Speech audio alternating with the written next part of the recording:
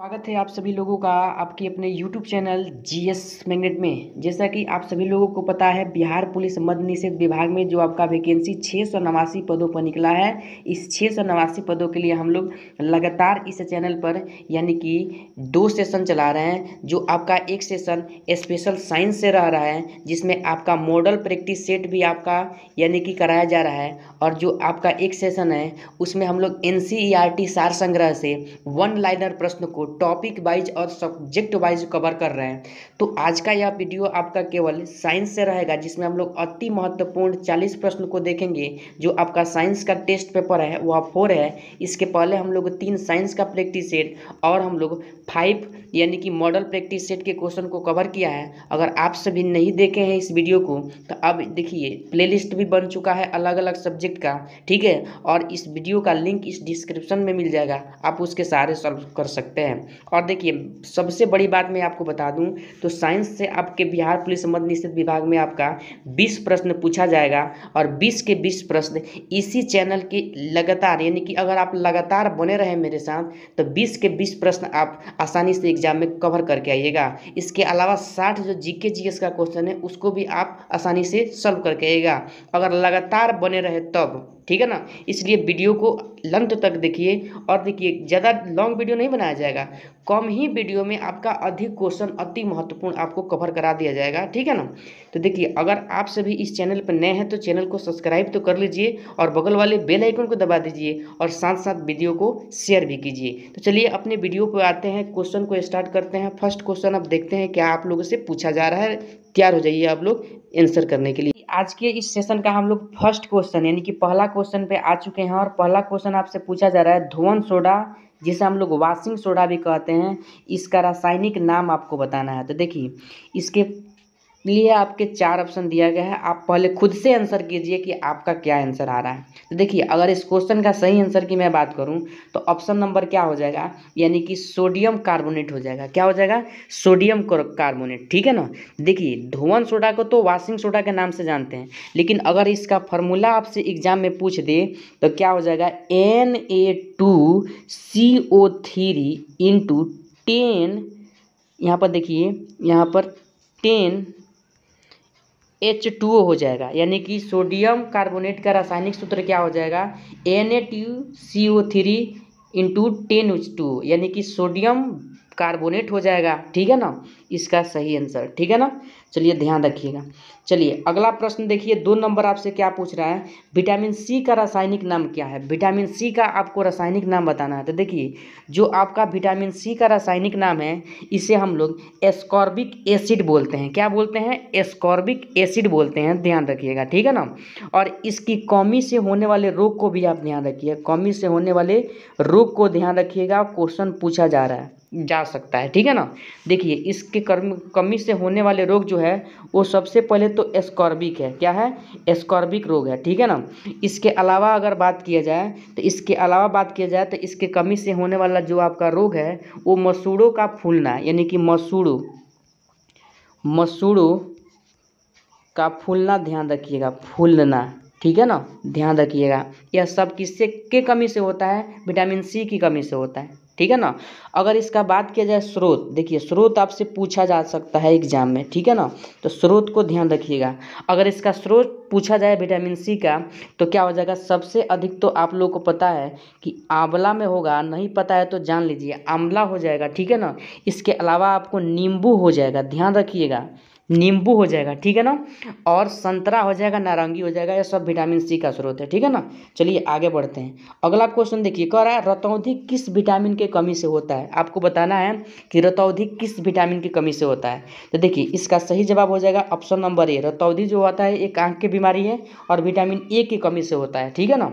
और देखिए, vitamin A का रासायनिक जो नाम होता है आप याद रखिएगा, रेटिनॉल होता है। क्या होता है? रेटिनॉल होता है, ध्यान रखिएगा, पूछा गया है एग्जाम में क्वेश्चन, ठीक है ना। अगर इसका स्रोत का बात किया जाए, देखिए सबसे अधिक आज विटामिन सी क्वेश्चन रहेगा। स्रोत का बात किया जाए तो गाजर में पाया जाता है सबसे अधिक, गाजर हो जाएगा। उसके बाद दूध ध्यान रखिएगा आप, इसके अलावा अंडा को भी ध्यान रखिएगा और फल को भी ध्यान रखिएगा, ठीक है ना। तो चलिए इतना आप लोगों के लिए काफ़ी है। देखिए अगला प्रश्न आपसे पूछा जा रहा है, लाफिंग गैस का रासायनिक नाम आपको बताना है। देखिए लाफिंग गैस का रासायनिक नाम आपको बताना है, जल्दी से इस क्वेश्चन का आंसर कीजिए आप।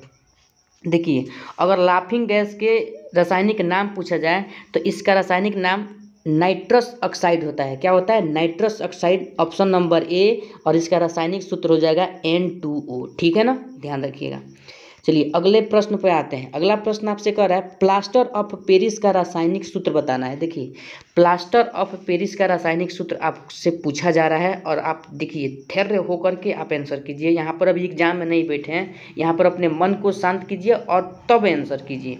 तो देखिए अगर बात किया जाए प्लास्टर ऑफ पेरिस का, तो इसका रासायनिक नाम जो होता है वह होता है कैल्शियम सल्फेट हेमीहाइड्रेट। क्या होता है? ध्यान से सुनिए, कैल्शियम सल्फेट लिखेंगे तो लॉन्ग हो जाएगा, ध्यान से सुन लीजिए, कैल्शियम सल्फेट हेमीहाइड्रेट।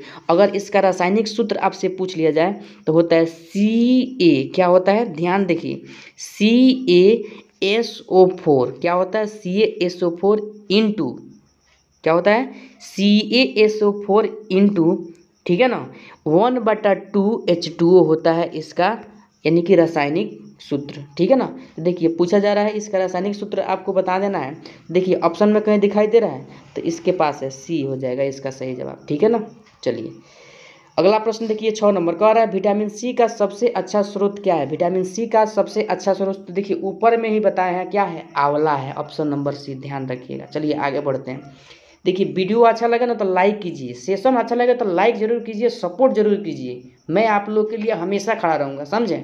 देखिए क्वेश्चन 7 नंबर देखिए, बेरी बेरी रोग किस विटामिन की कमी से होता है। देखिए बेरी बेरी रोग आपको बताना है किस विटामिन की कमी से होता है। तो देखिए जो बेरी बेरी रोग है वो विटामिन B1 की कमी से होता है। किसकी कमी से होता है? Vitamin B1। और इसका रासायनिक नाम होता है थायमिन। साथ साथ ध्यान रखिएगा रासायनिक नाम क्या होता है? थायमिन होता है। और इसका स्रोत आपसे अगर पूछ लिया जाए तो मूंगफली हो जाएगा, आलू हो जाएगा, सब्जियां हो जाएगा, ठीक है ना। तो देखिए B1 नहीं दिया, B1 तो दिया है ऑप्शन सी इधर, तो B1 हो जाएगा इसका सही आंसर, ठीक है ना, ध्यान रखिएगा। चलिए अगला प्रश्न को देखिए, कह रहा है वसा में घुलनशील विटामिन बताना है आपको। देखिए वसा में घुलनशील आपको विटामिन बताना है कि कौन कौन विटामिन वसा में घुलनशील है, ठीक है ना।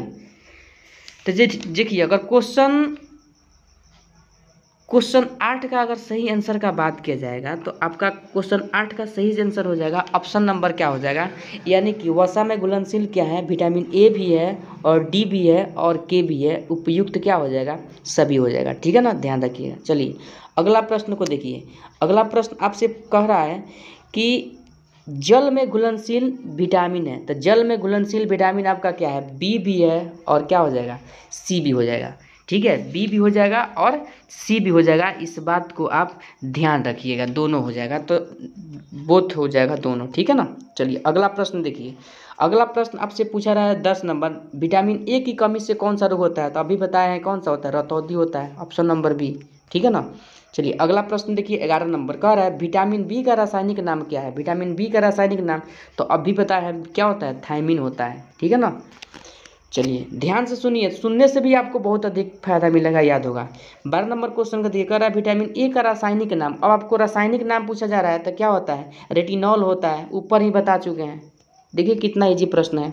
अगला प्रश्न देखिए 13 नंबर का रहा है बेकिंग सोडा यानी कि खाने वाले सोडा का रासायनिक नाम क्या है। देखिए यह क्वेश्चन आपके बिहार पुलिस मद्य निषेध 27/2/2022 को जो आपका एग्जाम हुआ था उसमें पूछा गया था। देखिए क्वेश्चन कैसे पूछा गया था मैं बताता हूँ। पूछा गया था कि खाने का सोडा का रासायनिक नाम सोडियम और डैश दे दिया था कार्बोनेट, तो इस केवल बाई को विलुप्त कर दिया था। तो क्या होता है? सोडियम बाई कार्बोनेट होता है, ऑप्शन नंबर क्या? बी, यानी कि Na2HCO3 होता है, ध्यान रखिएगा, ई एच है, ठीक है ना। चलिए अगले प्रश्न की तरफ बढ़ते। जैसा कि अगले प्रश्न पर अब हम लोग आ चुके हैं 14 नंबर। बिना बुझा चूना का रासायनिक सूत्र बताना है। देखिए बिना बुझा चूना का रासायनिक सूत्र क्या होता है आप लोगों को बताना है। तो देखिए बिना बुझा चूना का रासायनिक सूत्र जो होता है वह आपका ऑप्शन नंबर क्या हो जाएगा, यानी कि 14 का सही आंसर क्या हो जाएगा, ऑप्शन नंबर यानी कि डी कैल्शियम ऑक्साइड हो जाएगा। ठीक है ना, ध्यान रखिएगा। चलिए अगला प्रश्न को देखिए। शुष्क बर्फ कहा जाता है, काफ़ी एग्जाम में पूछा गया महत्वपूर्ण क्वेश्चन है ये। शुष्क बर्फ किसे कहा जाता है? देखिए शुष्क बर्फ जो कहा जाता है यानी कि ठोस कार्बन डाइऑक्साइड को कहा जाता है शुष्क बर्फ। ऑप्शन नंबर ए इसका सही जवाब हो जाएगा। चलिए आगे का वाला प्रश्न देखिए, कह रहा है आश्रु गैस का रासायनिक नाम बताना है। देखिए आश्रु गैस का रासायनिक नाम आपको बताना है कि क्या होता है। जल्दी से इस क्वेश्चन का सही आंसर कीजिए। तो देखिए अगर मैं बात करूं इस क्वेश्चन का सही आंसर, तो इसका सही आंसर हो जाएगा आपका ऑप्शन नंबर सी क्लोरोएसिटोफिनॉल। क्लोरोएसिटोफिनॉल। अगर इसका रासायनिक सूत्र आपसे पूछ ले तो आपको बताना होगा CCl। ध्यान रखिएगा CCl, ठीक है ना, 3NO2 आप ध्यान रखिएगा इसका रासायनिक सूत्र होता है। ठीक है ना। चलिए अगले प्रश्न की तरफ बढ़ते हैं लोग। अगला प्रश्न आपसे क्या है 17 नंबर। देखिए क्या पूछ रहा है, कह रहा है एस्कॉर्बिक रोग किस विटामिन की कमी से कारण होता है। तो अभी शुरू में बताया है क्या, विटामिन सी। ऑप्शन नंबर क्या हो जाएगा, यानी कि सी हो जाएगा। ठीक है ना। चलिए अगला प्रश्न देखिए। अगला प्रश्न 18 नंबर कह रहा है विटामिन डी का सर्वोच्च स्रोत क्या है। विटामिन डी, तो विटामिन डी किस में पाया जाता है, तो आप लोग बता सकते हैं सूर्य के प्रकाश में पाया जाता है। ठीक है ना, पाया नहीं जाता है, हमारा बॉडी उसको बनाता है, उस मतलब सूर्य के प्रकाश की उपस्थिति में ही, ध्यान रखिएगा, कंफ्यूज मत होइएगा। देखिए अगला प्रश्न देखिए 19 नंबर का रहा है विटामिन B7 का रासायनिक नाम क्या है। विटामिन B7 का रासायनिक नाम आपको बताना है। तो देखिए जो हमारा विटामिन B7 है इसे विटामिन H के भी नाम से जानते हैं। किस नाम से जानते हैं, विटामिन H के भी नाम से जानते हैं। ठीक है ना। और B7 को हम लोग बायोटीन, इसका रासायनिक नाम क्या होता है, बायोटीन होता है, यानी कि ऑप्शन नंबर क्या हो जाएगा, यानी कि बी हो जाएगा बायोटीन। ठीक है ना। अगर इसका स्रोत का बात किया जाए, तो आपका हो जाएगा ईस्ट हो जाएगा। क्या हो जाएगा, ईस्ट। ठीक है ना। इसके बाद गेहूँ हो जाएगा, अंडा हो जाएगा, ध्यान रखिएगा। चलिए अगला प्रश्न को देखिए। प्रश्न 20 नंबर का रहा है जिप्सन का रासायनिक सूत्र है। आपको जिप्सन का रासायनिक सूत्र बता देना है।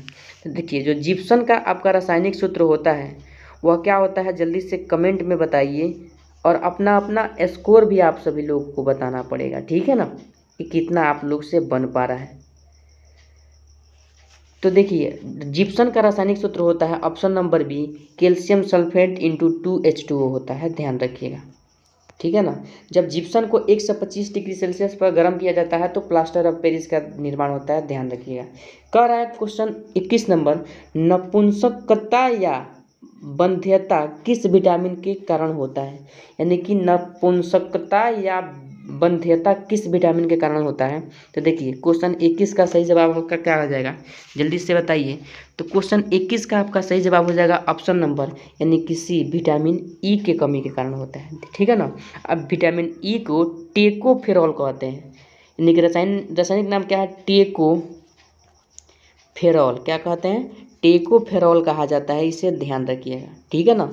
इसके अलावा अगर बात किया जाए इसका स्रोत का, तो स्रोत क्या हो जाएगा विटामिन ई का, तो हरी सब्जी, मक्खन और दूध हो जाएगा। ठीक है ना, ध्यान रखिएगा। चलिए अगला प्रश्न को देखिए। अगला प्रश्न नंबर 22 का रहा है विरंजक चूर्ण का रासायनिक नाम क्या है। विरंजक चूर्ण का रासायनिक नाम बताना है, जल्दी से बताइए क्या होगा। तो देखिए विरंजक चूर्ण का रासायनिक नाम, इसे हम लोग ब्लचिंग पाउडर के नाम से भी जानते हैं। किस नाम से जानते हैं, ब्लचिंग पाउडर का। और इसका रासायनिक नाम हो जाएगा आपका, यानी कि ब्लचिंग पाउडर जिसे बोला जाता है। और इसका रासायनिक सूत्र आपका हो जाएगा, पता है आप लोगों को, नहीं पता है तो मैं बता देता हूँ, यानी कि CaOCl। अब फिर बाहर हो जाएगा Cl, या Cl मतलब इसको नहीं लिखेंगे तो Cl2 हो जाएगा। ठीक है ना, ध्यान रखिएगा। चलिए अगला प्रश्न को देखिए। कह रहा है अगला प्रश्न आपका, देखिए आपका अगला प्रश्न जो है वो आपका 23 नंबर है। कह रहा है साधारण नमक का रासायनिक नाम क्या है। साधारण नमक का रासायनिक नाम सोडियम क्लोराइड, यानी कि NaCl हो जाएगा आपका सही जवाब। ठीक है ना, ध्यान रखिएगा। चलिए अगले प्रश्न की तरफ बढ़ते हैं। अगला प्रश्न आपसे 24 नंबर का रहा है विटामिन के का रासायनिक नाम क्या है। विटामिन के का रासायनिक नाम, तो देखिए इसे फिनोक्विनोन कहते हैं। क्या कहते हैं? फिनोक्विनोन। ऑप्शन नंबर क्या हो जाएगा? बी, फिनोक्विनोन।